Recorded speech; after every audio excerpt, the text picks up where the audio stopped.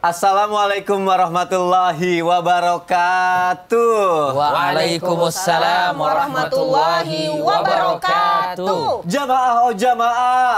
Alhamdulillah. Alhamdulillahirabbil alamin. Allahumma sholli ala sayyidina Muhammad wa ala ali sayyidina Muhammad. Alhamdulillah jamaah, kita ketemu lagi di Islam itu indah. Alhamdulillah, masya Allah, tabarakallah, ketemu lagi sama guru-guruku yang sangat kita cintai pastinya ya jamaah ya. Kita akan belajar banyak pagi hari ini ya. Jamaah yang dimuliakan Allah, pekerjaan ya yang kalau kita lakukan nih dengan terburu-buru, biasanya nih hasilnya nggak akan maksimal gitu ya. Itu pekerjaan. Apalagi kalau kita ibadah, buru-buru nggak maksimal, aduh sayang banget gitu. Kayak terkesan sholatnya semuanya kayak sat gitu. Buru-buru. Tergesa-gesa. Tergesa-gesa. Kan sangat disayangkan ya jamaah ya. Nanti kita akan praktek, kita akan belajar banyak pokoknya pagi hari ini. Sayang kalau sampai kelewatan. Tema kita adalah sholat jangan asal sat gitu. Iya. Itu Mas Tukul ya. Beda. Semangat banget pagi hari ini. Iya dong, harus semangat untuk belajar ya. Harus. Untuk yang pertama nih, aku punya tayangan jamaah. Ini viral ya. Bapak ini melakukan gerakan aneh saat sholat. Coba kita lihat seperti apa. Ini dia tayangannya, silakan. Wah, tahu tuh maksud arti gerakannya tuh seperti apa tadi itu, apakah itu contoh saset atau apa, kita nggak tahu ya. Tapi terkadang dalam hidup, dalam aktivitas sehari-hari ada orang yang mungkin ngerasa sholatnya tuh kayak terburu-buru karena aktivitasnya yang padat gitu. Kalau ditinggalin kayaknya darurat banget, akhirnya sholatnya jadi tergesa-gesa karena waktunya sudah mau habis. Nah sekarang kita belajar kalau sholatnya tergesa-gesa. Ustadz Bani, bagaimana hukumnya Ustadz untuk sholat yang tergesa-gesa? Mohon penjelasannya Ustadz Bani, silakan. Silakan. Dan guru-guru kami dimanapun berada. Bismillahirrahmanirrahim. Assalamualaikum warahmatullahi wabarakatuh. Waalaikumsalam warahmatullahi wabarakatuh. Alhamdulillah wassalatu wassalamu ala Rasulillah wa ala alihi wa ashabihi wa mawalah. La haula wa la quwata illa billah. Para pemirsa Islam itu indah dimanapun berada. Dalam sebuah hadis Rasul sallallahu alaihi wasallam yang diriwayatkan oleh Imam Ahmad mengatakan kepada kita, man hafaza ala shalah atau alaiha, barang siapa yang selalu menjaga salat, kanat lahu nuran wa burhanan wa najatan yaumil qiyamah, maka dia akan mendapatkan cahaya, petunjuk dan juga keselamatan di hari kiamat. Wa man lam yuhafiz alaiha lam yakun lahu nurun wala burhanun wala najatun yaumil wa kana yaumil qiyamah ma'a Qarun wa Fir'aun wa Haman wa Ubay bin Khalaf. Barang siapa yang tidak menjaga salatnya, maka tidak mendapatkan keselamatan, tidak mendapatkan cahaya, tidak mendapatkan tuntunan dan pembimbing dari Allah Subhanahu wa taala. Bahkan besok hari kiamat dia dibangkitkan bersama Qarun, Fir'aun, Haman dan juga Ubay bin Khalaf. Nauzubillah min dzalik. Maka sejatinya kita apapun bagaimanapun kondisinya jangan pernah tinggalkan salat. Masalahnya Ustadz, mepet nih karena kita ada kesibukan yang nggak bisa ditinggalkan. Seperti misalnya seorang dokter yang melakukan operasi, kan nggak mungkin. Permisi ya, kita tinggal mau sholat dulu. Gimana nih? Pasiennya. Nah, bagaimana diselesaikan dulu, tapi waktu mepet. Nah, udah dikit lagi nih, kita kabut atau bagaimana nih? Masya Allah. Pertama, Allah Subhanahu wa taala katakan inna salata kanat 'alal mu'minina kitaban mawquta. Sesungguhnya salat itu kewajiban yang sudah Allah tentukan waktunya. Tapi di antara rahmat Allah Subhanahu wa taala itu waktu salat ini disediakan dengan bentuk muwassa namanya. Itu ada waktu spare waktu yang cukup. Maka ada kaidah idza dhaqal amru ittasa'a. Kalau kondisi sedang darurat, sedang kondisi genting, hukum ini melonggar. Wa idza tasa'a dhaqa. Tapi kalau kondisi sudah normal, hukum balik lagi. Jadi hukum berlaku normal itu kalau kondisi sedang tidak ada masalah, sedang aman-aman saja. Tapi kalau kondisi darurat, maka hukum akan menyesuaikan. Ini rahmat Allah Subhanahu wa taala tuh. Hebat. Jadi bagaimana nih Ustadz? Kalau tidak bisa di awal waktu, kerjakan di waktu ikhtiari. Nggak bisa disebut dengan waktu dori, ini udah mepet nih. Bagaimana Ustadz? Meskipun sudah mepet, tapi tetap jangan terburu-buru. Kenapa? Karena Rasulullah SAW katakan, man adraka minas subhi raka'atan qabla an tatlu'a syamsu faqad adraka subha. Barang siapa yang sholat subuh nih, dia masuk di awal waktu, tapi dapat 1 rakaat, udah terbit matahari. Rakaat kedua udah kelihatan matahari nih. Kata Rasulullah SAW, meskipun begitu tetap selesaikan, terhitung sudah dapat sholat subuh. Barang siapa yang sholat asar, baru dapat 1 rakaat, Allahu Akbar, bangun atau bangkit dari sujud nih. Langsung azan. Allahu Akbar, Allahu Akbar. Maghrib. Waduh. Ini gimana nih? Dikebut, satset. Atau gimana Tahu nih? gimana nih? Tetap lanjutkan, pelan-pelan, tetap tidak tergesa-gesa dan tidak terburu-buru. Dia tetap dapat sholatnya adaan, bukan lagi qadaan. Jadi jangan satset. Tapi itu kalau ada uzur. Kalau enggak, ya jangan. Kata Syekh Al-Malibari, sah sholatnya tapi berdosa dia. Kagak ada kegiatan sholat nih, asar, baru azan. Cepetan udah azan, udah selesai. Baru komat. Nanggung ini dikit lagi nih. Tahu-tahu udah mepet, tinggal 5 menit lagi baru dia azan. Yang begini sholatnya sah, tapi dia berdosa. Tapi kalau ada uzur, boleh nggak masalah. Dia tetap sholatnya adaan, bukan lagi qadaan. Tapi kata Syekh Al-Malibari, hati-hati. Jangan cuma sekedar asal-asalan ngundur-ngundur, masih ada. Nah itu dia berdosa. Dosa karena mengulur-ngulur dan menunda-nunda waktunya. Na'udzubillah, subhana'udzubillah. Kalau bisa, kalau tidak bisa Ustadz, memang habis waktu sholat asar ini dan kita belum selesai, maka silakan lakukan, boleh diqadha kalau tidak memungkinkan jamak. Tapi kalau masih bisa jamak takhir, itu afdal. Wallahu a'lam bishawab. Berarti yang paling utama adalah sholat di awal waktu. Tapi kalau memang keadaannya darurat, genting, itu tidak apa-apa. Tapi yang penting jangan terburu-buru, tetap tenang ya. Yang penting ada uzurnya dalam keadaan genting itu ya Ustadz ya. Terima kasih ya Ustadz Bani untuk penjelasannya. Dalam keadaan genting ya jamaah, bukan malah dienteng-entengin semuanya. Ditunda-tunda jangan. Tapi kalau sholat sunnah, itu dia. Cuma tadi kan kita bahas masalah sholat wajib. Sholat sunnah. Ada yang bilang katanya nggak apa-apa, kita satset aja. Ini. Iya. Nah itu apa? Sunnah ini ya kan katanya. Itu gimana? Apakah tetap satset atau harus ada tu'maninahnya atau bagaimana Ustazah Lulung? Mohon penjelasannya Ustazah. Mudah-mudahan ya. Mohon izin Ustaz. Bu Kasoni. Bismillahirrahmanirrahim. Assalamualaikum warahmatullahi wabarakatuh. Waalaikumsalam warahmatullahi wabarakatuh. Alhamdulillahirabbil alamin wassalatu wassalamu ala nabiyina Muhammadin wa ala alihi washabihi ajmain amma ba'du. Alhamdulillah hari ini kita ngomongin tentang sholat, ngomongin hari-hari kita, terutama saya nih mak-mak. Kadang-kadang buru-buru. Kenapa? Wah, ini masakannya ntar keburu angus. Wah, ini begini. Apalagi kalau sholat sunnah, barangkali bisa kali ya buru-buru. Nah ini yang harus kita pelajari. Mau sholat wajib kek, mau sholat sunnah kek, dua-duanya sama-sama kudu kita jaga tumakninahnya. Karena apa? Sama-sama sholat, ya kan? Terutama kalau kita di sini adalah sholat wajib. Tapi kalau sholat sunnah gimana? Nah, kalau kita ngomongin soal sholat, ini dia nih. Niat kita sholat untuk apa? Karena kan target sholat itu ada 3 targetnya. Yang pertama, sholat itu adalah istirahat jiwa. Ya Bilal, arih nabi solati. Istirahatkanlah jiwa kita dengan sholat. Kan orang kalau istirahat emang buru-buru. Kan kagak. Iya. Istirahat tuh leyeh-leyeh, lama. Istirahat dulu kan gitu. Gak ada namanya istirahat jiwa itu buru-buru. Nih. Yang kedua, sholat itu kan komunikasi dengan Allah. Mau sholat wajib kayak sholat sunnah, kalau bisa kita tumakninah. Karena apa? Ini adalah tambahan pahala buat kita.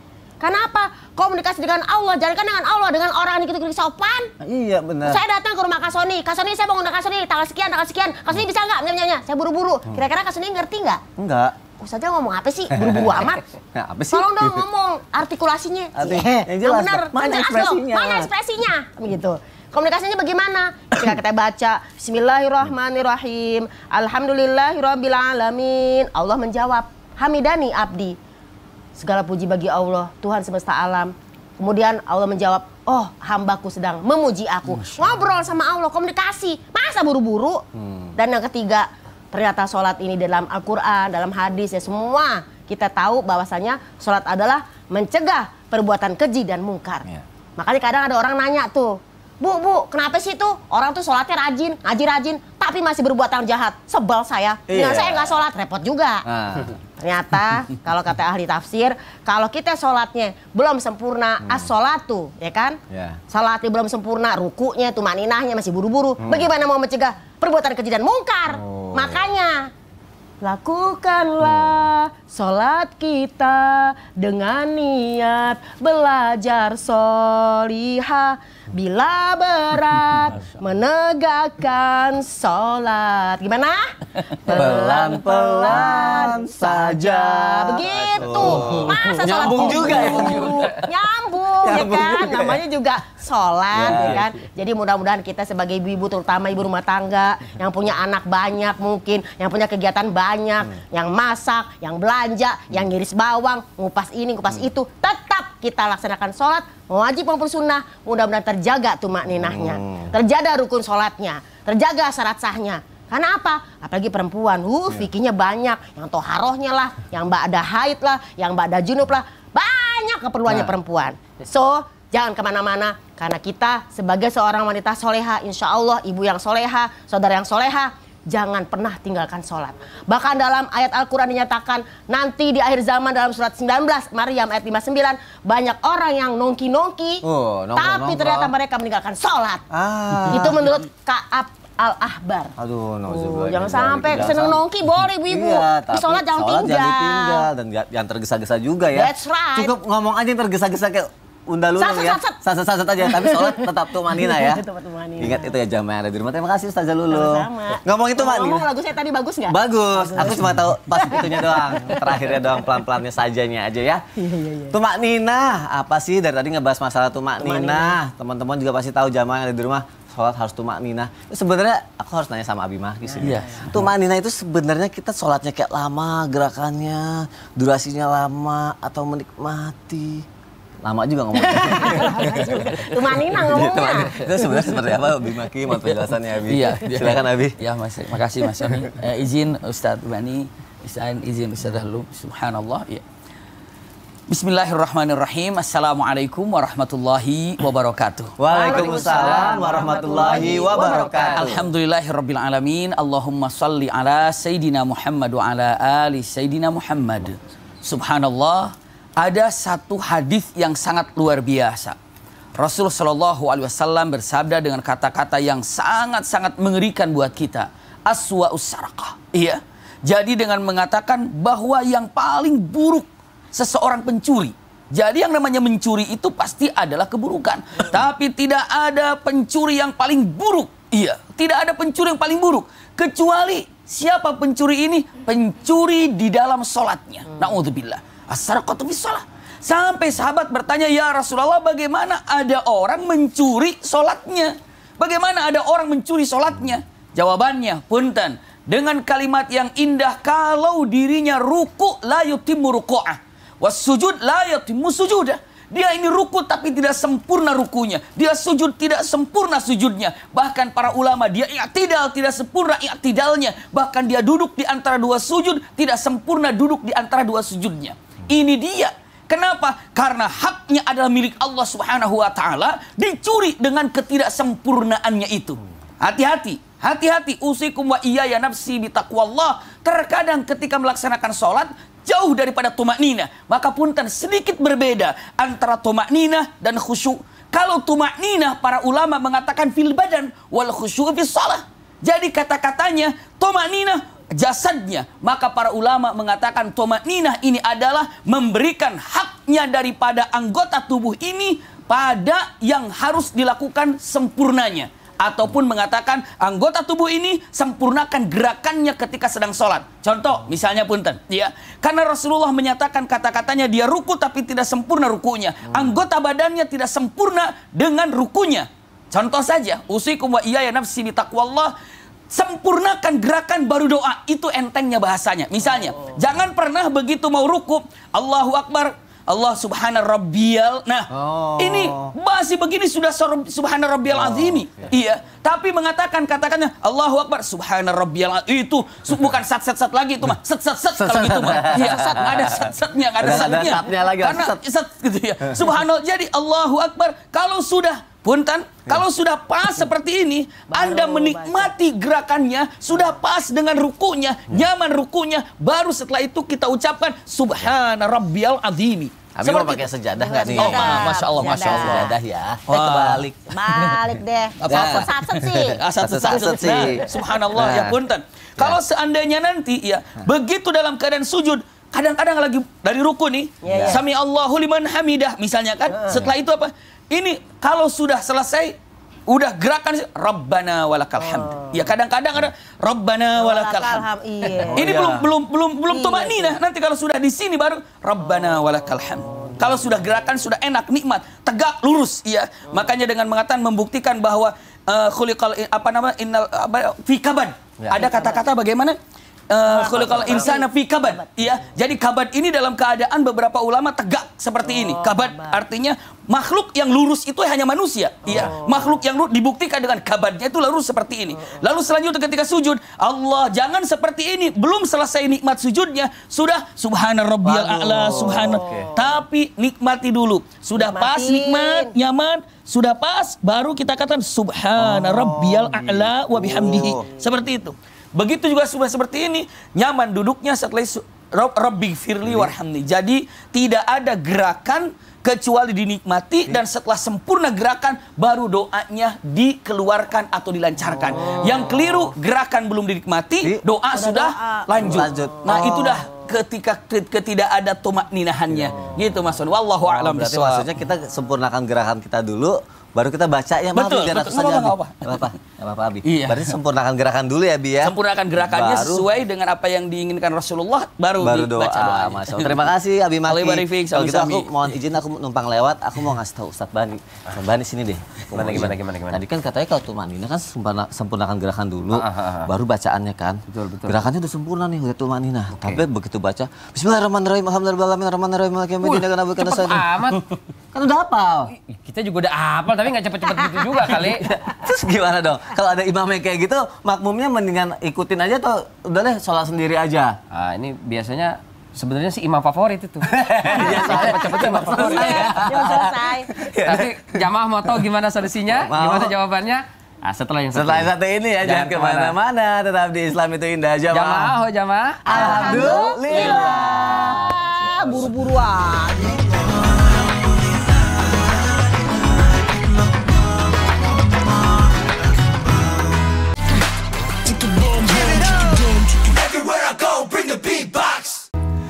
Jamaah, oh jamaah. Alhamdulillah. Alhamdulillahirrabbilalamin, kita masih di Islam itu indah. Tema kita juga masih sama. Sholat jangan asal sat gitu. Jangan buru-buru ya. Tadi juga sudah diajarin sama guru-guru kita bagaimana kita harus sholat tuh harus tumakninah ya. Tadi udah sholatnya tumakninah gerakannya, tapi kalau bacaannya Ustadz Bani seperti yang tadi kita praktek. Bismillahirrahmanirrahim, alhamdulillahirrahmanirrahim, cepet-cepet gitu kan. Ada yang bilang katanya Ustadz favorit. Coba. Imam favorit. Imam favorit ya, imam favorit. Tapi kalau kayak gitu keadaannya, kita sebagai makmum lebih baik udah deh sholat sendiri aja atau diterusin aja atau bagaimana ya Ustadz Bani ya? Mohon penjelasannya Ustadz. Mohon izin guru kami Ustaz Abi Maki, Milulung, Mas Soni dan guru-guru kami dimanapun berada. Bismillah, wassalatu wassalamu ala rasulillah wa ala alihi wa ashabihi wa mawalah, la hawla wa la quwata illa billah. Nah ini sering kali nih kita temukan, nggak sering kali ya, ada beberapa. Kalau sering kayaknya ini banget nih. Semuanya. Adalah sesekali kita temukan, ada imam itu baca Fatihah itu satu nafas. Allahu Akbar. Selesai. Bismillahirrahmanirrahim. Alhamdulillahirabbil alamin arrahmanir rahim maliki yaumiddin iyyaka na'budu wa iyyaka nasta'in ihdinas siratal mustaqim siratal ladzina an'amta 'alaihim ghairil maghdubi 'alaihim waladdallin. Satu nafas. Ngos-ngosan saya dengernya. Cepet banget. Nah, ini bagaimana? Pertama, kami mohon maaf tanpa bermaksud mengajari atau apalagi menggurui.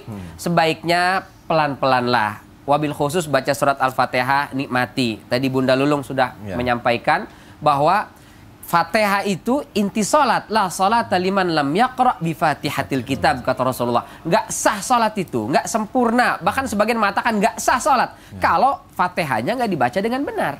Nah, apalagi tadi disampaikan itu komunikasi dialog kita dengan Allah Subhanahu wa taala.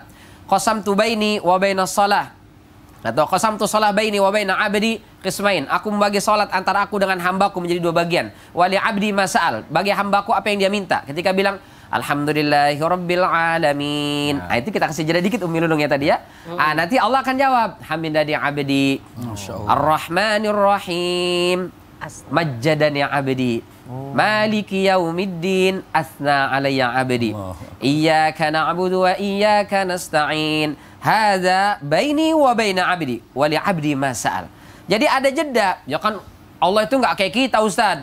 Biarpun nggak pakai jeda Allah tetap bisa jawab. Memang. Tapi secara etika nggak layak dong, nggak pantas. Masa kita mohon maaf ngobrol sama Abi Maki misalnya. Belum jawab langsung tok. Jadi gimana Abi? Jawab lagi. Kasih kesempatan, ada jeda. Saya itu ya kadang-kadang. Jadi bacalah Fatihah pelan, perlahan-lahan, dengan baik, dengan sempurna, dengan tartil, tahsin tajwidnya benar, dan jangan jangan terburu-buru. Itu pertama. Lalu bagaimana Ustadz? Ini kalau ada imam yang bacanya memang cepat ini. Ya. Kita sebagai posisi makmum, bukan sebagai imam. Apa yang mesti kita lakukan? Nah, gimana kita nih? tetap ikutin apa kita ambil langkah 1000 nih. Kalau ada sendiri aja deh. Ceritanya aku misalnya. jadi makmumnya ya. Boleh. Tapi aku numpang sholat ya, aku permisi. Nih, gimana ceritanya? Aku di sini ya. Nah, misalnya Al-Fatihah cepet nih. Ya. Waradhalin. Amin. Ini nggak sempat baca Fatihah. Iya. Langsung Al-Ikhlas, langsung ruku. Fatihah aja belum kelar Belum misalnya. Nah, pertama, Ya. kata Abu Hanifah, tetap ikut imam, tidak boleh mufarokoh.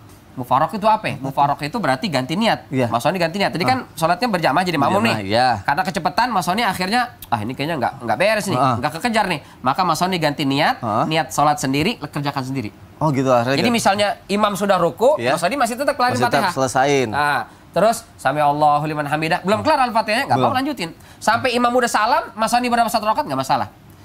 Itu namanya mufarokoh. Boleh apa enggak? Kata Abu Hanifah, tidak boleh dengan alasan apapun meninggalkan imam sholat sendirian. Oh, berarti ikutin aja. Ikutin aja sampai kelar. Walaupun belum selesai. Belum selesai. Nanti pas begitu salam, langsung Mas Soni tegur. Bro, jangan satet-satet. Ini pinggang udah encok nih. Nah, Fatihahnya jangan buru-buru. Ini belum kelar. Oh. Nah, kalau imam, iya, besok kita rubah. Begitu sholat berikutnya berubah, alhamdulillah. Tapi kalau masih tetap satet juga, Mas Soni silakan cari masjid lain. Oh, gitu. Meskipun ini imam favorit. Oh iya, Ya. benar. Ya. Favorit, Ya. tapi tidak ideal. Oh, iya. Maka tinggalkan, cari masjid yang lain. Itu pertama. Yang kedua, jumhur ulama mengatakan boleh kita mufarokoh, meninggalkan imam. Tapi dengan syarat. Pertama, memang ada hal-hal yang udzur syar'i membolehkan makmum untuk mufarokoh. Seperti kasusnya Mu'ad bin Jabal. Kenapa? Kelamaan, kepanjangan sholatnya. Sementara makmum ada hajat, ada kebutuhan. Maka boleh mufarokoh. itu Atau boleh. lagi sakit misalnya. Atau tadi bacaannya nggak sempurna. Sehingga makmum tidak bisa menyelesaikan Fatihah pun, maka jumhur ulama mengatakan boleh. Masya Allah. Terima kasih Ustadz Bani. Tapi Aku jangan jadi sering-sering. ngerti. Jangan sering-sering ya. Jadi kalau misalnya ternyata dia cepat, baru terakhir ditegur dia, bro, cepet banget gitu ya. Masalahnya jadi imam bapak aku manggilnya bro juga. Oh Pak. iya, jangan kalau itu. Tetep pak gitu kan. Satsetnya Ya, beda. satsetnya beda ya. Terima kasih Ustadz Bani untuk penjelasannya. Itu kalau soalnya satset. Nah kalau dari sisi perempuan, kadang kan misalnya kita lagi sholat gitu ya. Kok kita sih perempuan ya? Kalau aja, dulu gua aja kali lo enggak. Misalnya dulu misalnya lagi sholat, Iya. tiba-tiba anaknya nangis rewel, nangis dulu gitu kan.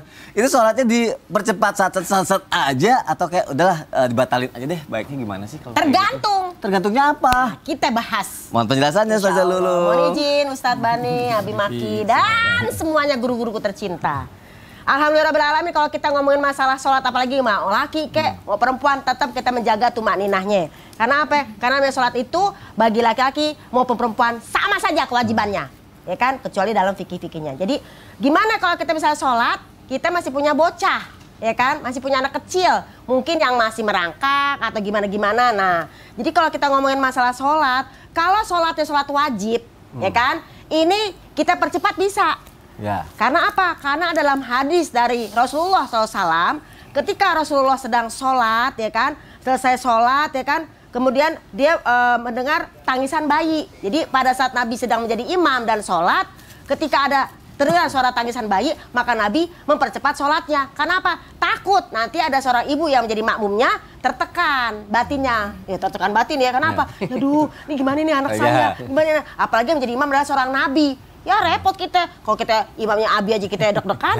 gimana nih, kan seperti itu ya misalnya. Jadi kalau dalam hadis, kalau memang sholatnya sholat wajib, maka kita sebagai seorang ibu, atau mungkin kita berimam dengan suami kita, anak kita nangis, maka kalau bisa si bapaknya atau kita sebagai yang sholat sendirian, kita percepat sholat kita, kalau sholat wajib. Tapi, kalau misalnya sholat sunnah, ya batalin aja. Pengen sholat duha misalnya gitu kan ya. Allahu Akbar, baru juga rakaat pertama. Nih anak mungkin, maaf nih, merangkak ke sono. Sementara di sono kita lagi masak. Waduh, kalau merangkak ke sono tuh kena api nih bocah nih. Waduh, sholat duha baru 1 rakaat, mau 2 rakaat. Waduh, batal. Orang sholat sunnah, ini menurut para ulama. Nah, gimana kalau misalnya kita sholat? Nah, begini nih. Ini ceritanya ada bocah nih. Coba sejadahnya mana nih? Ini misalnya nih ya. Terbalik gimana sih Kak Sony? Iya terbalik lagi. Maksudnya gini ya.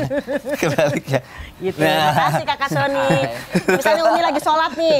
Nah, di zaman Rasulullah, ketika Rasulullah sholat, ya kan, beliau sholat kemudian ada Umamah, anaknya Zainab. Zainab adalah putrinya Rasulullah. Nah, ketika Nabi sholat ini Umamah berada di dekat beliau.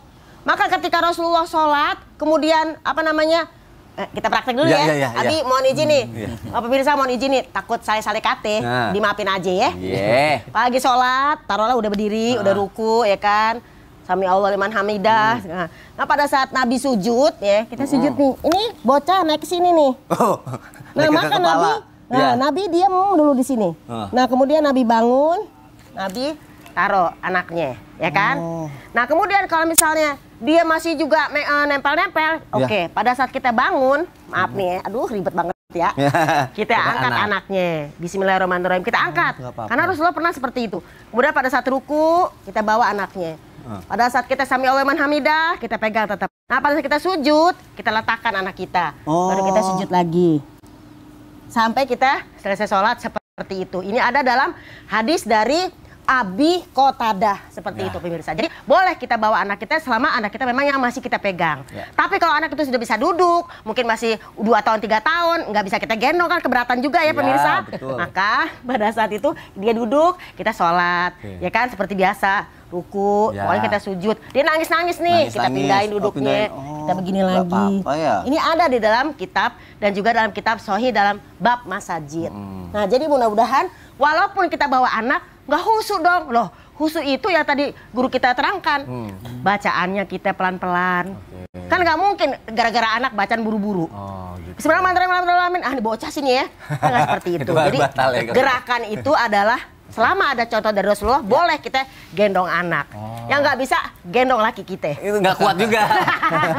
Lagi lakinya kurang kerjaan juga, lagi sholat main di situ lagi. Makanya, kan lagi kita jadi imam. Iya benar. Ustaz Lulung terima kasih ya untuk penjelasannya ya. Sampai ngos-ngosan saya gendong bocah. Latihan, tapi anak-anaknya sekarang udah besar. Cucu insya Allah nanti. Amin ya Allah, amin. Baik jamaah yang ada di rumah, aku tadi sudah banyak bertanya. Sekarang aku mau ngasih kesempatan nih, aku mau ngebacain pertanyaan yang sudah masuk ke media sosial Islam itu Indah. Yuk kita masuk ke segmen Tanya Dong Ustadz. Kami semua tanya dong Ustadz. Cakep banget suara saya ya. Tabarakallah. Nggak kalah sama Ustadz Maulana Ustadz Syam kita ya. Suaranya ya tetap ya. Ada pertanyaan dari Instagram hamba Allah. Assalamualaikum Ustadz, aku kan punya usaha buka warung di rumah dan kebetulan waktu itu saya sholat di warung, tiba-tiba ada yang beli. Jadi saya sholatnya langsung buru-buru takut pelanggan aku kabur. Giliran aku udah sholat diburu-buruin, pelanggannya malah udah pergi. Oh iya. Jadi gimana Ustadz? Jika udah terlanjur sholat buru-buru karena takut pembeli kabur, malah kabur beneran. Mendingan diulang lagi sholatnya apa gimana ya? Ini harus bagaimana nih Ustadz Bani? Mohon jawabannya Ustadz. Masya Allah. Bismillah. Itulah ya, kita kejar dunia itu menjauh. Kita kejar akhirat dapat, dunia pun mendekat. Masya Allah. Jadi gimana nih Ustadz? Kita punya warung, terus masuk waktu sholat. Nah, kita mau sholat nih, kasih pengumuman sedang sholat. Gitu. Bukan pakai toa pengumumannya. Tulis aja di situ depan, sedang sholat. Jadi dia ngerti, sholat. Atau tunggu ya. Kita akan kembali setelah 5 menit. Kecepatan kalau 5 menit ya, 10 menit lah. 10 menit. Jadi dikasih pengumuman situ. Itu yang pertama. Nah tadi lupa Ustaz, nggak sempat ngasih tahu gimana nih. Jadi terburu-buru nggak khusyuk sholatnya deh. Begitu keluar, ya udah kagak ada. Sholat lagi apa bagaimana nih? Nah, sebagian ulama memang berbeda pendapat tentang ketika tidak ada khusyuk, apakah wajib mengulang atau tidak. Kalau Imam Ghazali misalnya, beliau mengatakan khusyuk itu diantara syarat-syarat sah sholat kita. Jadi kalau sholat nggak khusyuk, mesti diulang. Seperti ada sahabat yang sholatnya terburu-buru tadi kan berarti nggak khusyuk, maka mesti diulang. Nah sementara jumhur ulama mengatakan ya tidak perlu diulang karena khusyuk itu tidak merupakan syarat sah sholat. Tapi kalau dia mau mengulang boleh dengan catatan masih dalam waktu. Yang kedua jangan lebih dari sekali. Oh baik, nggak boleh 3 kali. 3 kali ngulang gitu. Godaannya banyak banget berarti kalau berkali-kali. Terima kasih Ustadz Bani untuk penjelasannya. Masya Allah semoga terjawab ya jemaah yang ada di rumah. Pertanyaan selanjutnya nih dari Instagram hamba Allah masih ya. Assalamualaikum warahmatullahi wabarakatuh. Waalaikumsalam warahmatullahi wabarakatuh. Saya ingin bertanya Ustadz, apabila sholatnya cepat-cepat karena ada penyakit di pencernaan yang ngebuat jadi sering, maaf ya, buang gas atau kentut itu. Nah jadi misal kalau lagi kambuh nih, tiap habis wudhu terus sholat nggak lama langsung trut gitu kan.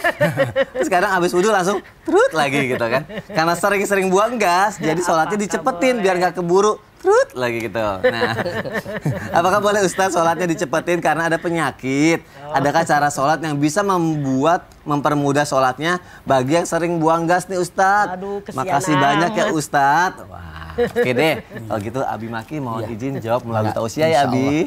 Silakan Abi. Izin Ustaz Bani. Ustazah izin. Allah barik fiik. Ya.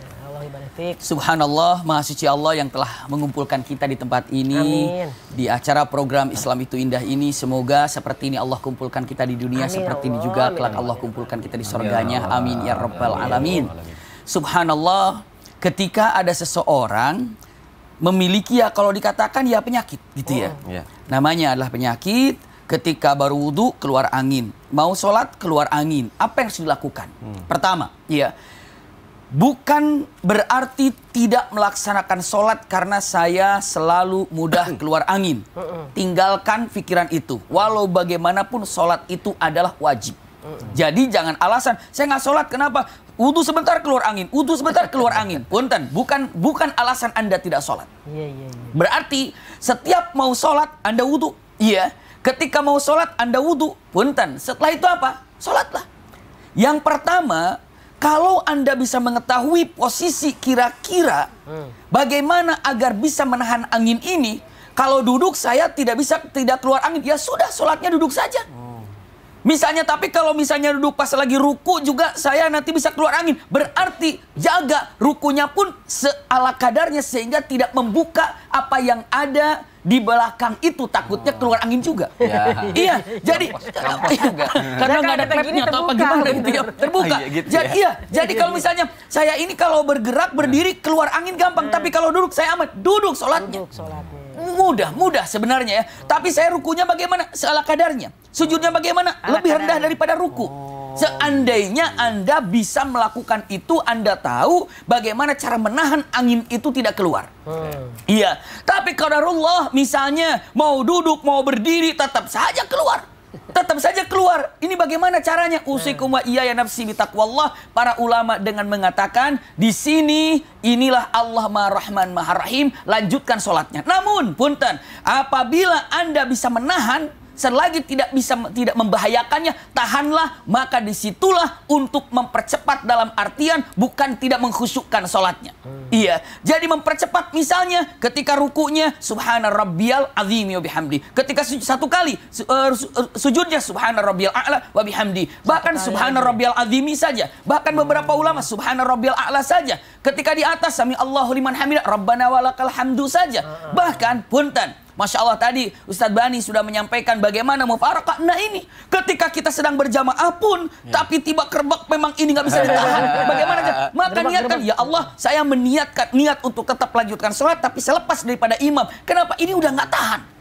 Udah nggak tahan, bagaimana caranya? Maka lakukan yang namanya sholat mufarakah ketika terjadi seperti ini. Maka usikum wa iyaya nafsi bitaqwallah. Silahkan, tapi bukan berarti menghilangkan kekhusyuan, melepaskan daripada rukun dan wajibnya sholat. Wallahu a'lam bishawab. Allah ibarik. Sami-sami. Astagfirullahaladzim. Ya Allah, beneran kayak gini nih. Ada apaan sih Kak Sony? Apa tutup-tutup begitu? Enggak, ini Pucat gitu mukanya. ini katanya nih orang kalau yang sholatnya saset katanya seperti burung gagak yang mematok darah tuh, lihat tuh. Ya tapi nggak begitu juga ditutup-tutup gitu. Ini beneran kayak gitu? Ya sebenarnya sih ada dalilnya. Tapi ntar aja deh ya, bahasnya ya. Tapi jangan ketakutan kayak gitu dong mukanya. Iya, udah deh. Ntar kita bahas. Nanti dibahas ya. Setelah yang satu ini pemirsa, Iya. jamaah, alhamdulillah. Kenapa jadi ketakutan begitu?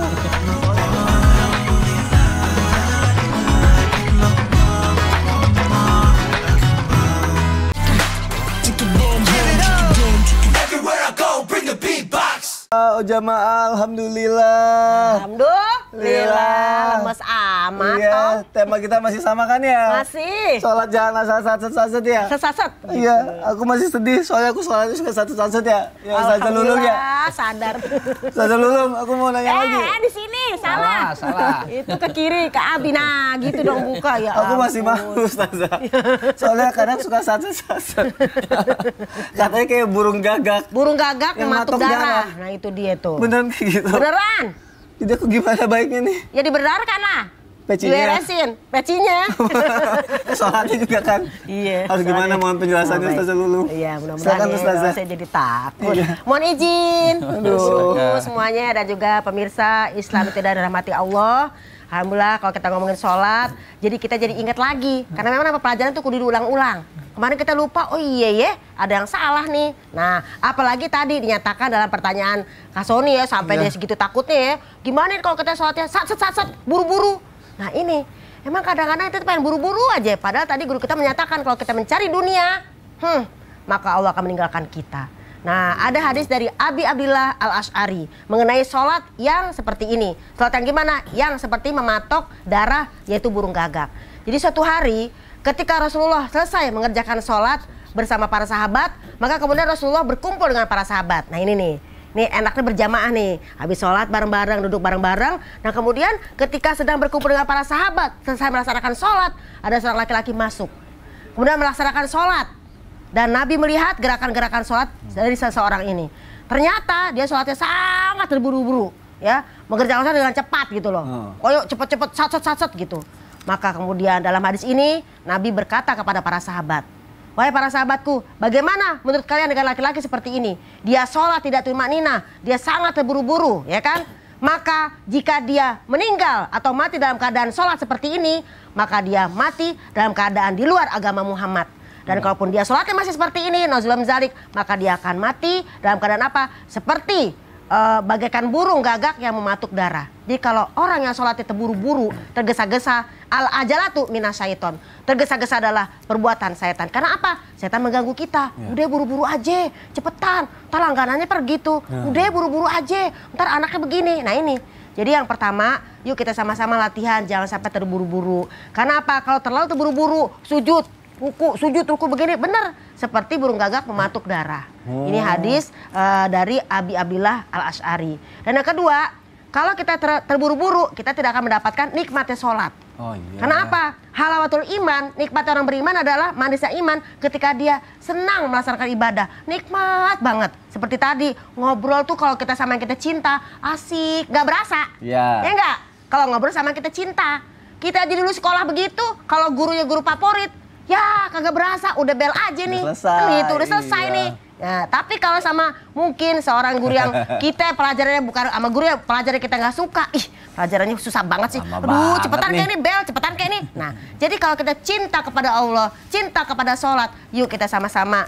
Yang tadi guru kita nyatakan juga ya bahwa kita lagi ngobrol sama Allah, lagi cinta sama Allah. Ya, jadi kalau kita ngobrol sama kita cinta, tolong, inilah yang membuat jadi orang-orang tuh maaf banget. Mungkin banyak yang namanya perbuatan keji, perbuatan yang mungkar. Kenapa? As-sholatu.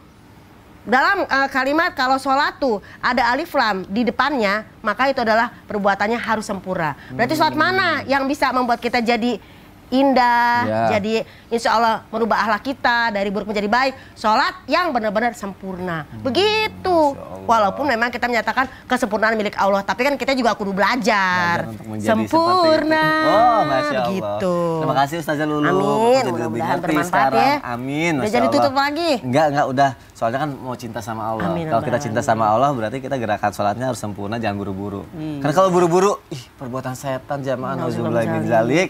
Yuk kita lanjutkan lagi jamaah ada di rumah yuk. Aku punya tayangan nih. Nasihat Habib Umar rahasia khusyuk dalam sholat. Masya Allah. Kita lihat tayangannya yuk, silakan. Masya Allah, tabarakallah. Abi Maki, tadi di tayangan itu aku lihat ada tulisan 6 cara biar sholatnya khusyuk gitu ya Bi. Iya. Aku jadi pengen tahu apa aja Bi, bagaimana caranya Bi. Abi mohon penjelasannya ya Bi. Bismillah. Silakan Abi. Insya Allah, bismillah. Izin Ustaz Tani. Izin Ustazah, bismillah. Subhanallah, ketika ingin melaksanakan sholat lalu ingin merasakan kekhusyuan, sebenarnya kalau lihat dari beberapa ulama, subhanallah banyak sekali tata cara untuk melaksanakan sholat khusyuk itu begini dan begini dan begini, subhanallah gitu ya. Kenapa? Karena keinginan untuk mendapatkan kekhusyuan. Kenapa sih? Karena memang jelas qad aflahal mu'minun alladzina hum fi sholatihim khusyun. Telah sukses, bahagia, benar-benar mendapatkan kenikmatan dunia akhirat. Siapa mereka? Jawabannya mereka yang sholatnya khusyuk. Lalu pertanyaan, ya udah saya ingin khusyuknya ketika sholat ini. Mungkinkah sholat khusyuk ketika sholat kita sat? Nggak mungkin, susah kayaknya ya. Maka dengan sholat khusyuk itu bagaimana? Punten, iya. Kalau dikatakan tata caranya, diantaranya adalah hudurul qalb. Artinya adalah hadirnya pikiran kita, jiwa kita. Kalau sekarang saya sedang berhadapan dengan Allah, sedang sholat, maka apapun yang mengganggu pikiran kita, maka khusyukkan kepada Allah. Bukan berarti ketika khusyuk ini, punten, tutup telinga nggak dengar apa-apa, tutup mata nggak lihat apa-apa. Semua aktif, tapi apa? Tapi kita sedang berhadapan dengan Allah. Seperti itu. Saya sedang berhadapan dengan Allah, jangan sampai terganggu. Terganggu sedikit, balikan lagi kepada Allah Subhanahu wa Ta'ala. Contoh, ketika sholat, karena kita yakin dan dalam keadaan sedang bersolat di hadapan Allah, sholat, lihat kecoa. Oh, itu kecoa, selesai. Jangan kecoa dari mana masuknya ya. Dipikirin. Pikirin. Kira-kira cara menghilangkannya pakai apa ya? Nanti setelah itu berpikir panjang semuanya. Lagi sholat, mobil, suaranya berisik banget pasti solarin. Pasti akan berpikir. Jadi semuanya akan panjang-panjang. Lagi teriak-teriak di luar. Ini siapa sih yang teriak-teriak ini? Apakah nggak tahu saya lagi sholat? Pokoknya punten. Ketika sedang sholat, khusyuk dengan matan hadirnya hati kita, pikiran kita. Saya sedang dalam keadaan sholat. Iya, itu yang harus dipegang baik-baik dalam keadaan hadirnya itu demikian. Usikum wa iyaya nafsi bitaqwallah. Nggak enak lah kalau saya ngobrol dengan Kak Sony ataupun Ustadzah ataupun dengan Ustadz Bani. Punten lagi ngobrol misalnya, saya ngobrol Ustadz Bani, saya tuh kan ada hajat tapi sambil lihat handphone sambil saya main gini. Nggak enak. Iya, berarti saya sekarang sedang tidak berhadapan dengan seseorang yang benar-benar saya khidmat. Satu itu. Dua, punten, memahami daripada makna menikmatilah nikmatnya gitu ya. Paham kadang-kadang tidak dinikmati bahasanya. Jadi pahami dan nikmati itu. Ketika cara menikmatinya, pasti di situ ada pemahaman. Ketika mengatakan ya ayyuhalladzina amanu, paham, nikmati, ini untuk saya, ini untuk saya, ini untuk saya. Iya, ketika dengan mengatakan kata-kata contoh misalnya innalil muttaqina mafaza, sesungguhnya bagi orang bertakwa itu mendapatkan kemenangan ataupun kesuksesan. Dalam hati nikmati, ya Allah, saya jadikan orang bertakwa. Ya Allah, mendapatkan saya ini, jadikan saya kenikmatan yang indah, ketakwaan yang ada. Jadi bukan hanya memahami tapi nikmati ketika dalam keadaan sholat itu. Iya, jadi dengan mengatakan yakin berada di hadapan Allah, lalu nikmati bacaannya. Subhanallah, dan bukan hanya sekedar itu. Kalau sudah hadir nikmat, berarti ada haibah. Itu apa? Haibah ini boleh diartikan kata-katanya Masya Allah, rasa hormat, iya, rasa kagum, rasa dalam keadaan kata-kata yang indah. Dengan mengatakan, ya Rob, saya tidak pantas deh kalau melakukan hal ini sedang sholat, saya tidak pantas. Maka intinya ingin menyempurnakan, tidak asal-asalan. Keberapa? Keempatnya. Keempatnya bukan hanya sekedar tidak mau asal-asalan, tapi ada khauf, rasa takut. Ya Allah, saya takut tidak diterima. Lalu ada harapan, punten, mudah-mudahan diterima. Dan yang terakhirnya ada rasa malu. Malu kalau saya melakukan sholat tidak baik. Malu saya sudah mendapatkan berbagai macam kenikmatan dari Allah, tapi sholat saya tidak bisa menyempurnakannya. Ada rasa malu di dalam hati. Ini beberapa yang disampaikan para ulama untuk meningkatkan kekhusyuan kita di dalam sholat. Wallahu a'lam bishawab. Terima kasih Al-Nafi untuk penjelasannya. Kalau kita menghadirkan itu, insya Allah sholat kita jadi lebih khusyuk ya jamaah yang ada di rumah ya. Kita lanjutkan lagi yuk jamaah. Tadi kan Ustaz Lulung sempat bilang tuh, kalau misalnya saset-saset kayak burung gagak yang lagi matok darah. Terus ada lagi yang bilang katanya kalau sholat kita buru-buru seperti menyerupai gerakan binatang. Gerakan-gerakan gitu ya. Benar seperti itu Ustadz Bani, menyerupai gerakan binatang sholat kalau buru-buru. Aku mau penjelasannya untuk maksudnya seperti apa dan gerakannya seperti apa Ustadz Bani. Silakan Ustadz. Mohon izin guru kami, Ustadz Maki, Ustazah Lulung, Mas Sony dan guru-guru kami dimanapun berada. Nah ini dia nih. Kalau gerak atau terburu-buru sholat, itu bisa menyerupai gerakan hewan atau binatang. Ya. Tapi sebenarnya kalau hewan itu bukan buru-buru Mas Sony. Biri-biri. Oh iya, benar. Iya juga ya, biri-biri, kambing, domba. Abu Hurairah meriwayatkan, nahani khalili, Rasul SAW melarangku, kata Abu Hurairah, dari 3 hal. Pertama, an qara naqradik, seperti mematuk ayam. Larangan ketika sholat maksudnya, seperti ayam mematuk. Lalu iq'a, ada 2 riwayat. Iq'a al-kal wal qird. Duduk iq'a seperti mohon maaf anjing dan juga mohon maaf monyet atau qird. Setelah itu iftirash as-sa'lab, apa namanya? Sujud seperti binatang buas. Seperti apa? Anjing ya atau serigala. Oke, contoh Ustadz Bani. Yang berikutnya iltifat as-sa'lab juga sama, menoleh seperti tolehan musang. Nah, boleh kita praktik. Ya, silakan. Musang ya, musang. Tapi Abi. Punten balik lagi. Enggak balik langsung. Nggak kebalik nih, aman. Enggak, udah aman. Udah kebalik. Aman. Yang pertama adalah iltifatus sa'lab. Lagi sholat, noleh-noleh nih, lihat lirik-lirik. Itu parah banget. Tapi kalau noleh begini parah banget itu ya. Parah. Ada yang lehernya nggak kemana-mana, tapi Iya. matanya. Oh. Dia naik ke sini. Itu karenanya para ulama menyarankan sholat jangan sampai pakai kaos atau baju yang ada tulisan di sini. Gambar-gambar, Nama ya. alumni semua tulis di situ. Dibacain. Bukannya baca Fatihah, baca alumni. Oh, Ya Allah. cet. Itu ikhtilasun yaktalihus syaitan. Iya. Itu curian di mana setan menarik kita Masuk, untuk mencuri pandangan. Itu pertama. Tapi kata para ulama boleh melirik, menoleh kalau memang ada hajat. Seperti tadi lagi sholat, anak kecil lihat, waduh, kemana nih? Itu boleh. Ya, tapi guru kita Abi Maki menyarankan kalau bisa diikat aja tangan di sini ya. Ya. Jadi kalau lari dia set-set, tarik lagi. Benar. Itu pertama. Boleh juga tuh. Taib. Yang berikutnya adalah iqa. Mohon maaf. Ya. Duduk iqa itu ada dua. Ada yang sunnah, diperbolehkan, dan ada yang tidak boleh, yang haram. Yang sunnah itu seperti ini. Duduk di atas dua tumit. Oh. Nah, ini boleh. Ya, Rasulullah SAW pernah sholat seperti ini, misalnya tentara pakai sepatu ini juga kan? Oh iya, Sepatu sepatu tinggi. Pantopel atau pantopel nggak bisa dilepas. Ya. Nah, tapi ada iqa yang terlarang. Yang pertama tadi iqaul kalb. Jadi, mohon maaf, Ya. Didudukin dubur kita tuh ya? ini Oh. nempel di lantai, tapi kedua kaki di samping sini. Oh, jelek tuh ya. Itu nggak boleh? Nggak boleh ini. Enak banget buat terapi sebenarnya. Iya. Nah, tapi nggak boleh kalau lagi sholat. Terapi aja, sholat jangan. Itu yang pertama. Nggak boleh Yang tuh. kedua iqail qird. Mohon maaf, seperti duduknya, mohon maaf, Iya. monyet seperti ini. Nah, itu nggak boleh. Oh, Nah, ini begini. misalnya kalau orang saya sih nggak mungkin ya. Misalnya lagi Iya. sakit, duduk seperti ini tuh nggak boleh. Nah, itu yang dilarang. Duduk iqa seperti iqa'nya binatang. Ada lagi misalnya iftirasnya apa namanya sujudnya Sujud. itu seperti sujudnya hewan buas. Mohon maaf. Allah. Nah, ini dah. Wah, itu kayak ngantuk tuh Pak Ustadz. Ngantuk ya. Iya. Ini dari siku sampai ke tangan semuanya di sini. Itu kalau lagi Ah, itu nggak boleh. kalau sholatnya lagi sakit hati tuh biasa. Lagi sakit hati ya. Gitu. Nggak usah. Pasrah. Yang berikutnya adalah ketika salam. Nah, ini Ya. mengibas-ngibaskan tangan seperti ekor kuda. Oh. Nah, biasanya tuh nggak berasa nih. Iya, iya. Selesai tahiyat misalnya, Heeh. selesai tahiyat akhir lah ya. Oh, iya, iya. Tahiyat akhir seperti ini, kan salam nih. Assalamualaikum Selesai warahmatullahi salam. Assalamualaikum warahmatullahi. Ini ikut nih. Ada tuh. Assalamualaikum warahmatullahi. Yang sini juga sama. Assalamualaikum warahmatullahi. Itu nggak perlu. boleh. Jadi tidak perlu mengibas-ibaskan tangan. Itu barangkali wallahu a'lam bishawab. Masya Allah, terima kasih Ustadz Bani. Itu hal-hal yang mungkin Jadi, mungkin ya, lebih yang tidak boleh dilakukan ya ketika kita sholat ya. Betul. Ustadz Bani ya, itu harus disimak, diingat juga ya jamaah ada di rumah apa yang sudah kita pelajari pada pagi hari ini ya. Alhamdulillah. Sekarang aku mau bacain lagi pertanyaan yang sudah masuk lagi ke media sosial Islam itu indah tapi melalui surat.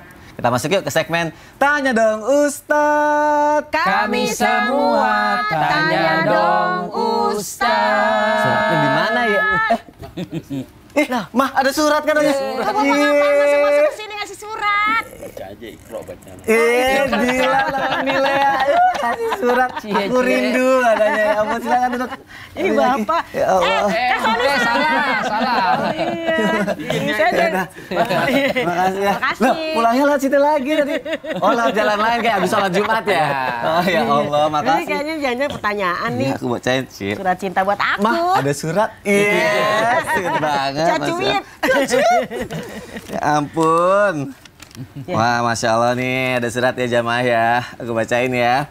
Dari hamba Allah, dari Cirebon loh. Oh, jauh ya. Masya Allah. Assalamualaikum Ustadz, saya bekerja sebagai operator warnet. Dan saya mewakilkan teman-teman saya yang bekerja secara shift-shiftan. Seperti karyawan pabrik dan security juga. Terkadang tiap shift mengorbankan waktu sholat wajib kita. Misalnya cuma saya sendiri, saya bekerja dengan mensiasati membawa teman untuk gantian. Dan bila waktu sholat tiba, saya minta waktu untuk sebentar digantikan. Dan nanti kita gantikan. Tapi hal itu tidak bisa saya lakukan terus-menerus. Ada kalanya saya harus sendiri dan mau tidak mau harus full time untuk jaga. Dan hampir tidak ada waktu untuk sholat. Nah, apakah boleh bagi kami para pekerja yang shift-shiftan ini menjamak sholat kami? Wassalamualaikum warahmatullahi wabarakatuh. Terima kasih jamaah yang sudah bertanya ya. Ini harus dijawab melalui tausiah ya oleh guru kita Ustadz Abi Maki. Abi, mohon Izin Ustaz Bani, Allah barik fiik. Ustaz, izin Allah barik fiik. Subhanallah. Ini adalah pertanyaan sangat luar biasa, mungkin mewakili dari berbagai macam kalangan karyawan dimanapun berada. Iya. Yang ingin disampaikan yang pertama kali sebagai mukminin mukminah selalu mengedepankan Allah Subhanahu wa taala di atas segala-galanya.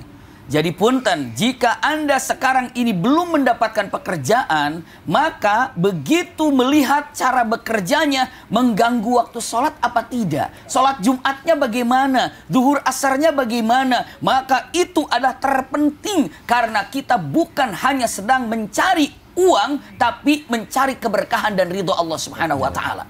Jadi ketika sholatnya bagaimana? Saya diterima, sholatnya bagaimana? Sholatnya bagaimana? Ini terpenting. Maka kemanapun, bayangkan Rasulullah sampai ke kota Madinah, yang pertama kali dibuat, yang pertama kali dilakukan Rasulullah, di mana buat masjid, itu yang terjadi. Maka adab kemanapun kita berangkat, kemanapun kita bekerja, yang harus dicek, dilihat di situ ada musolanya mana, tempat sholatnya mana. Kalau ke Mekah, ke Madinah, begitu sampai ke Mekah, Madinah, lihat azannya jam berapa, duhur asarnya jam berapa. Karena ini adalah punten mawaqit. Tadi Ustaz Bani sudah menyatakan kata-kata yang sangat indah bahwa sholat ini kalimatnya kitabah mauquta. Subhanallah punten. Setelah itu apa? Kalau seandainya Anda sudah terlanjur masuk di salah satu tempat itu, iya, dan Anda sudah berusaha mengganti sip-sipannya, punten. Kalau seandainya jarak Anda dari perjalanan menuju pekerjaan itu memang sekitar 80 kilo, 85 kilo, insya Allah bisa saja untuk dilakukan di jamaknya. Iya, tapi ternyata sangat dekat sekali. Sangat dekat sekali. Bahkan punten kurang daripada jarak tersebut. Anda sudah mencoba untuk melakukan sip ini, gantian. Ya. Tapi qadarullah, ternyata dalam beberapa saat Anda bisa melakukan sholatnya di jamak. Ataupun tidak bisa dilaksanakan pada tepat waktu karena tidak ada yang menjaga. Usikum wa iyaya nafsi bitaqwallah. Apa yang terjadi pada waktu itu? Pada waktu itu silahkan untuk melakukan sholatnya walaupun punten dalam kenyataan kalau keseringan tidak bisa diterima. Tapi kalau seandainya sesekali, ini kenapa? Ini penting menjaga. Ini penting menjaga. Seperti tadi digambarkannya, baru bedah karena operasi. Allahu Akbar, Allahu Akbar. Tinggal dulu. Selesai. Atau mau nyuntik begitu jos gitu. Ada lepas dulu, nggak disuntikin dulu. Repot. Jadi tidak seperti itu.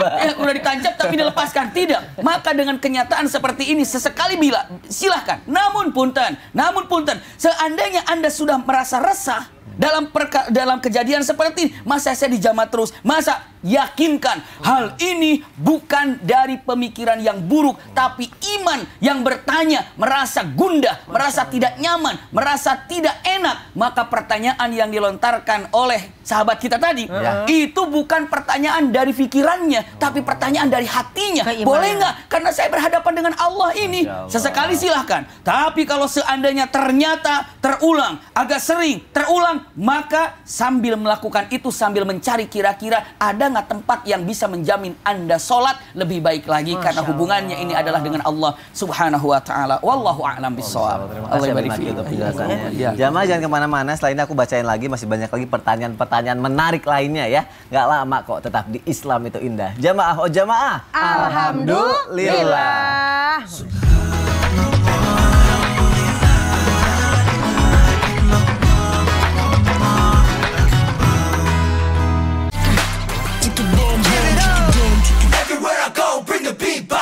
Jamaah, oh jamaah, alhamdulillah. Alhamdulillahirabbil alamin. Masya Allah, tabarakallah. Kita masih di Islam itu indah.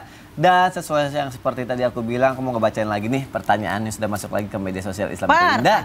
Yuk kita masuk lagi yuk ke segmen Tanya Dong Ustaz. Kami semua tanya dong Ustaz. Masya Allah, semangat pagi hari ini ya suaranya ya. Bagus tadi suaranya Ustaz. Bagus banget. Ada pertanyaan dari Instagram @Heirai ya. Oke. Assalamualaikum Ustadz. Kalau sholatnya merem biar khusyuk, bukan tidur ya. Apa boleh? Syukran Ustadz. Ustadz Lulung, boleh nggak nih? Tahu aja kalau kita suka merem. Iya, biar khusyuk gitu. Sayang, jadi kalau kita sholat karena niatnya kepengen khusyuk ya, ini memang ada banyak perbedaan pendapat di kalangan para ulama. Nah, kita ambil yang pertama, kalau menurut Ibnu Qayyim al-Jauziyah, sholat tuh sambil merem itu ya, kalau emang yang namanya ingin membawa kehusuan, dibolehin aja. Yang penting jangan meremnya keterusan, ya kan? Merem terus tidur, nah nggak boleh. Ini menurut Ibnu Qayyim Al-Jauziyah, karena dalam hadis dari beliau, Nabi pernah memejamkan, Nabi tidak pernah memang memejamkan mata, tapi kalau memang ada keperluan silahkan. Ini menurut Ibnu Qayyim. Tapi kalau Nabi sendiri tidak pernah memejamkan mata, karena kalau Nabi mah hebat lah ya, udah pasti khusyuk. Masya Allah. Tapi kalau menurut Imam Ahmad, bahwasanya kalau kita meremin mata kita lagi sholat itu kita makruh. Nah, jadi kalau emang kita udah kebiasaan merem jadi khusyuk, ya monggo. Tapi kalau misalnya nggak pakai merem, ya khusyuk, ya nggak. Itu lebih bagus lagi. Jadi kalau memang ada perbedaan pendapat, kita ambil yang terbaik. Karena kan kebiasaan orang beda-beda, Kak Sony. Ada orang yang aku bisa khusyuk kalau merem. Kalau aku mah nggak bisa kalau merem khusyuk, malah gue tidur. Nah, ini dalam surat Az-Zumar ayat 18 dinyatakan, alladzina yastami'una al-qaul fayattabi'una ahsanahu. Kalau kita mendengar perkataan, mendengar ada perbedaan, maka kita ambil mana yang terbaik menurut kita. Mungkin menurut Umi itu bisanya khusyuk kalau merem, Kak Sony. Jadi kalau Kak Sony, aku nggak bisa saja, aku mah harus melek gitu ya. Nah itu silakan. Jadi kita jangan berantem. Cuma gara-gara merem sama nggak merem, nggak boleh. Ya. Karena yang salah ya nggak sholat. Do you understand? Yang nggak salah ada yang nggak sholat, ya mau merem atau melek kalau khusyuk. Kalau Masya Allah. Terima kasih Ustazah Lulu. Mudah-mudahan amin, barakallah. Pertanyaan selanjutnya dari Instagram hamba Allah. Assalamualaikum. Jadi gini, di masjid udah kedengeran iqomat. Saya langsung lari buru-buru sampai tersandung karena takut nggak dapat sholat jamaah.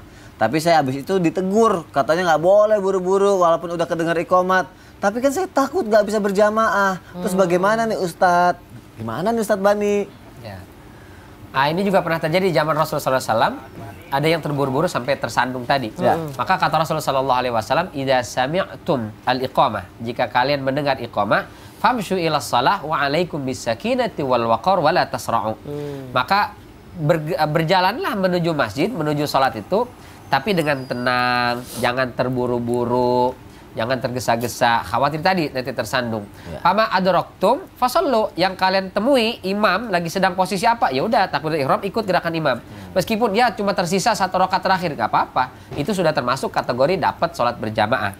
Wa ma fatakum fatimmu, nanti yang kurangnya tinggal dilengkapi saja. Tapi jangan kemudian jadi kebiasaan gitu. Yaudah kalau gitu tiap sholat telat aja lah terus, jangan gitu. Bahkan ada yang pernah sampai saking khawatir, kan Rasulullah katakan barang siapa yang mendapatkan ruku dapat 1 rakaat. Jadi begitu dia lihat di luar masjid, imam sudah ruku posisinya. Maka dari masuk masjid sudah ruku tuh, ruku jalan ke depan. Nggak boleh. Nggak bisa, salah. Selesai sholat Rasulullah akhlaknya indah sekali. Kata Rasulullah, zadakallahu hirsan wa la ta'ud. Semoga Allah tambahkan semangatmu, tapi besok-besok jadi lagi-lagi ya. Dari masuk masjid baru. Kan bisa masbuk ya Ustadz. Ya Allah. Terima kasih Ustadz Bani untuk penjelasannya. Jamaah terima kasih juga ya sudah bertanya di Islam itu Indah. Sekarang jamaah siapkan hati kita, pikiran kita. Kita akan mendengarkan muhasabah dan juga doa yang akan dibawakan oleh Abi Maki. Silakan Abi. Bismillah. Subhanallah, Maha Suci Allah Subhanahu wa Ta'ala. Keindahan bagi seseorang adalah saat orang ini bisa menjadikan dirinya lebih nikmat berhubungan dengan Allah Subhanahu wa Ta'ala. Tidak ada yang hidup di muka bumi ini kecuali adalah orang yang paling bisa menikmati hubungan dengan Allah Subhanahu wa Ta'ala, yakni adalah sholat. Bahkan saking indahnya di dalam sholat ini diberikan oleh Allah Subhanahu wa Ta'ala tidak di bumi tapi di langit, Sidratul Muntaha. Bahkan tidak ada kenyataan ketika seorang mukmin meninggalkan ibadah lalu jatuhlah hukumnya kafir kecuali urusan sholat. Saat orang ini tidak bisa melaksanakan saum, dia adalah mukmin yang dosa. Ketika dia tidak bisa melaksanakan zakat, dikatakan mukmin yang asi. Tapi ketika orang ini tidak melaksanakan sholat, maka perbedaan antara orang mukmin dan kafir itu adalah sholat. Usikum wa iyaya nafsi bitaqwallah. Kelak di akhirat ada yang dicampakkan oleh Allah dan ada yang disambut oleh Allah dengan meriah. Pertanyaannya, apakah kita termasuk orang yang dicampakkan atau orang yang disambut? Jawabannya adalah tergantung. Apabila kita berleha-leha mencampakkan sholat, Allah akan lakukan kita seperti itu. Tapi kalau kita begitu datang waktu sholat dan kita senang, kita gembira, kita bahagia, seperti itulah Allah akan menyambut kita dengan kebahagiaannya. Sama-sama kita memohon pada Allah Subhanahu wa taala. Allahumma shalli ala Sayyidina Muhammad wa ala ali Sayyidina Muhammad. Allahumma a'inna ala dzikrika wa syukrika wa husni ibadatika. Ya Allah, tolonglah kami agar kami bisa memperbaiki syukur kami untukmu. Ya Allah, tolong kami agar kami bisa memperbaiki rasa yang nikmat dalam hati kami saat berzikir kepadamu.